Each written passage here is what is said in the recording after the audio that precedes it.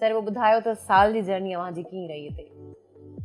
Thank U very much. पहिरें त मां तव्हांखे ॿुधायां त तव्हां क्वालिफिकेशन जी ॻाल्हि कई त बेसिक क्वालिफिकेशन त ज़ाहिर आहे डॉक्टर जी शुरू खां वठी बचपन में शौक़ु हुयो, इंसानियत जी खिदमत जो। मुंहिंजी माउ जी बि ख़्वाहिश हुई त मां डॉक्टर थियुसि। अम्मी जी ख़्वाहिश हा, हुई सही। बसि जीअं ई डॉक्टर थियासीं उन खां पोइ मुल्क जे कानून जी माण्हू खे ख़बर हुजे त एग्जैक्टली। मुल्क में कहिड़ो कानून आहे ऐं कीअं आहे, त छाकाणि त हिकिड़ो सुठो शहरी थियण लाइ मुल्क जे कानून जी ख़बर हुजे। सर इहा ॻाल्हि तव्हां ॾाढी सुठी कई आहे, आर्टिकल्स जे बारे में माण्हू खे ख़बर हुजणु खपे।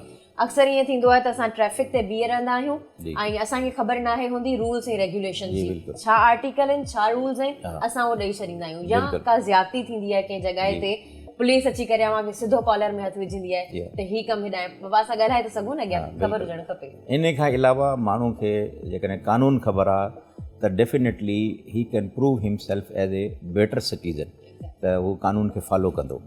त मुंहिंजो एडमिनिस्ट्रेशन में ई शौक़ु हुयो त एडमिनिस्ट्रेशन में ज़ाहिर कानून जी ख़बर हुजे त इन करे LLB कईसीं। उन खां पोइ वरी पब्लिक एडमिनिस्ट्रेशन, उहो बि एडमिनिस्ट्रेशन जो पार्ट आहे।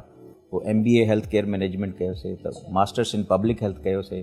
जॾहिं मास्टर्स इन पब्लिक हेल्थ कयोसीं न त पोइ ख़बर पई त एक्चुअल डॉक्टरी छा थींदी आहे। सही, पब्लिक हेल्थ में छो त सॼी दुनिया में कमु थी रहियो आहे क्यूरेटिव ते, माना नई नई सर्जरीज़ एडवांसमेंट अची वई आहे, पर बीमारियुनि खां कम्यूनिटी खे कीअं बचाइजे इहो पब्लिक हेल्थ, हा इहो पब्लिक हेल्थ में आहे। ऐं असांजो थर्ड वर्ल्ड कंट्री जेको आहे इन में जेके लो सोशो इकोनॉमिक स्टेटस में जेके डिज़ीज़िस हूंदियूं आहिनि त उहे सिर्फ़ु प्रिवेंशन खां ई रोके सघजनि थियूं, जंहिंमें वैक्सीनेशन आहे प्लस हेल्थ केयर मैनेजमेंट आहे उन्हनि जी, या अवेयरनेस आहे माण्हुनि खे त पाणी कीअं पीजे या जेको आहे सो खाधो कीअं खाइजे। त इलाही जेके बीमारियूं आहिनि जेके वाटर बॉर्न आहिनि, फूड बॉर्न आहिनि या इन्वायरमेंट आहिनि, त उन्हनि खां बची सघिजे थो। बसि इहो शौक़ु हुयो, इन शौक़ में पोइ इहे सभु क्वालिफिकेशन कयूंसीं ऐं अल्हम्दुलिल्लाह हाणे हुनखे इम्प्लीमेंट पिया था कयूं त सिंध गवर्नमेंट में अची करे सिंध जी जेका अवाम आहे, क़ौम आहे, उनखे असां पंहिंजे इल्म खां फ़ाइदो ॾेई सघूं बचाए। बिल्कुलु सर, असल में पढ़ंदो त सभई आहे, माना जेके असां सभु आहियूं असां सभु पढ़ियल लिखियल आहियूं, सभु पढ़ूं पिया। चवंदा आहिनि न पढ़ंदा त सभई आहिनि, पर उन्हनि खे यूटिलाइज़ इलाही घटि कंदा आहिनि, ऐं उहो बि यूटिलाइज़ पाण ते न ॿियनि ते असल में यूटिलाइज़ करणु जेका आहे न वॾी ॻाल्हि हूंदी आहे ऐं सुठी ॻाल्हि हूंदी आहे। छो जो ॾिसो हाणे तव्हां वटि डिग्री आहे, तव्हां वटि उहिदो आहे, तव्हां महिनत आहे, इन में एप्रिसिएशन जी ॻाल्हि न आहे। एप्रिसिएशन जी ॻाल्हि तॾहिं ईंदी आहे जॾहिं तव्हां पंहिंजी जॉब खां हटी करे कमु कयो। उहो इहो आहे त तव्हांजी ख़िदमत करणु, माण्हुनि जी ख़िदमत करणु, ऐं उहो कहिड़े तरीक़े सां कई वञे। सर तव्हां पब्लिक हेल्थ जी डिग्री जी ॻाल्हि कई त उन ते आउं वधीक ॻाल्हाइणु चाहींदुसि, छो जो असांजा यंगस्टर्स बि आहिनि, उहे बि ॾिसी रहिया आहिनि। त तव्हां पंहिंजी जेका आहे न उहा MBA खां पोइ कई आहे पब्लिक हेल्थ, त पब्लिक हेल्थ में अव्हां मतिलबु उनमें छा मैनेजमेंट जे हवाले सां ॻाल्हियूं हुयूं, छा पढ़ियो तव्हां? बेसिकली पब्लिक हेल्थ में मैनेजमेंट बि आहे ऐं पब्लिक हेल्थ में प्रिवेंटिव साइड बि आहे। प्राइमरी हेल्थ केयर आहे, सेकेंडरी हेल्थ केयर आहे, उन में डेमोग्राफी आहे, उन में प्रिवेंटिव न्यूट्रिशन आहे। इन खां अलावा हुन में जेको आहे सो maternal and child health services आहिनि, वैक्सीनेशन आहे, मतिलबु सभु तमामु उहे शयूं जंहिंखे इम्प्लीमेंट करे कम्यूनिटी में तव्हां उन्हनि खे तमामु डिज़ीज़ खां तव्हां बचाए सघो था।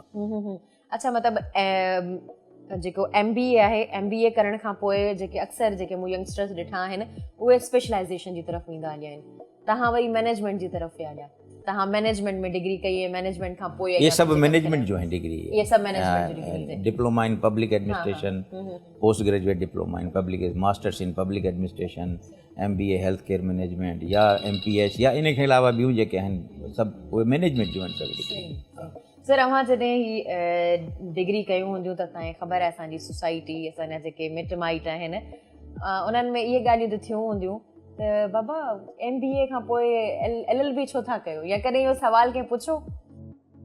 एक्चुअली कुझु माण्हुनि पुछियो, पर मुंहिंजो जवाबु इहो ई हुयो तव्हां जंहिं मुल्क में रहो था उन मुल्क जो कानून तव्हांखे ख़बर हुजे त ऐं नॉलेज जी का लिमिट न हूंदी आहे, त कंहिं बि फील्ड जो हुजे तव्हांखे नॉलेज हुजणु खपे।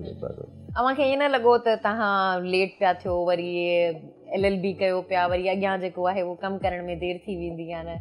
न ईअं न हुयो। एक्चुअली मूं वटि जॉब न हुई ओॾी महिल, त मूं इहो सोचियो त भला गवर्नमेंट जॉब न आहे त तेसिताईं कुझु न कुझु माण्हू पढ़ंदो रहे। पोइ जेको मूंखे अपॉर्चुनिटी लॻी ऐं जेको मूंखे सुठो लॻो उहो मां कंटिन्यू कई पंहिंजी स्टडी खे। जेको सर इहा हिकिड़ी मोटिवेशन बि आहे, जेकॾहिं ॾिठो वञे त असांजा ॿार जेके आहिनि उहा हिकिड़ी डिग्री करे पोइ कोशिशि कंदा आहिनि त असां जॉब जी तरफ़ वञूं, ऐं उन्हनि जो ॾोह बि न आहे। गुरबत तव्हां ॾिसो पिया केतिरी गुरबत आहे, उन में माण्हू जॉब जी तरफ़ ईंदा आहिनि, पोइ असुलु जेको मोटिव हूंदो आहे न उनखे विसारे छॾींदा आहिनि किथे, त असांखे वञिणो किथे आहे, कंहिं साइड ॾांहुं वञिणो आहे। या सुठी ॻाल्हि आहे तव्हां पंहिंजे जेके आहिनि उहे मोटिव्स खे कयो आहे, कैरियर खे कंटिन्यू कयो आहे, ऐं उहो बि एजुकेशन सां गॾु, कैरियर खे कंटिन्यू करणु उहो बि एजुकेशन सां गॾु। ज़बरदस्त सर, असांखे इहो ॿुधाइजो तव्हांखे हिते हॉस्पिटल में साल थियण वारो आहे, उहो कीअं रहियो आहे तव्हांजो एक्सपीरियंस? मां जॾहिं हॉस्पिटल जॉइन कयो त तक़रीबन इन खां पहिरियां मां DHO मलीर मां DHO मलीर हुउसि। जी। जॉइन करण खां पोइ मूंखे हॉस्पिटल जा 2 मेन मसइला नोटिस कया।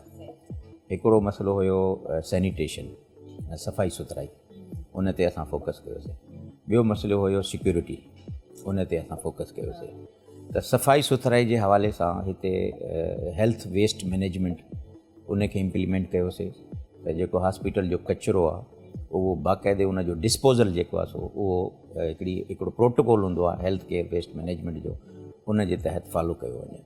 उन में असां वटि हिकिड़ो हीट फ्रिक्शन स्टेलाइज़र आहे, सो उन में कुझु इशूज़ हुया, मां हुनखे रिपेयर करायो ऐं उनखे फंक्शनल करायो, ऐं उहो हाणे फंक्शनल आहे। त हॉस्पिटल जो जेको बि वेस्ट हूंदो आहे उहो सेग्रीगेट करे असां हुन में इंसिनरेट कंदा आहियूं, स्टेलाइज़ कंदा आहियूं। ऐं ॿियो जेको आहे सो जेको डिस्पोज़ करिणो हूंदो आहे उनखे जो एज़ पर प्रोटोकॉल उहो असां डिस्पोज़ कंदा आहियूं। सेकेंडली जेको इंसिनरेटर आहे त उन में कुझु गैस जो इशू हुयो, त उहो असां डिपार्टमेंट खे प्रपोज़ल मोकिलियो त गैस जो इशू आहे त LPG ते हिनखे हलायो। And I am very thankful to honourable minister साहिबा एंड सेक्रेटरी रिहान इकबाल बलोच साहब, त उन्हनि प्रपोज़ल हिनखे अप्रूव कयो। त हाणे उहो डिपार्टमेंट में अंडर प्रोसेस आहे, त उहो हाणे असांजो LPG ते हलंदो ऐं उहो इंसिनरेटर बि वेंदो, त असांखे जेका बि शॉर्टफॉल आहे इंसिनरेटर जे हवाले सां उहो इंशाल्लाह पूरो थी वेंदो। सेकेंडली जेको सैनिटरी वर्कर्स हुया उन्हनि खे मोटिवेट कयोसीं, उन्हनि खे जैकेटूं ॾिनीसीं, उन्हनि खे असां इंसेंटिव ॾिना ऐं हुननि खे ईअं ई सम्झो त हेल्थ एजुकेशन असां ॾिनी त तव्हांजो कमु छा आहे।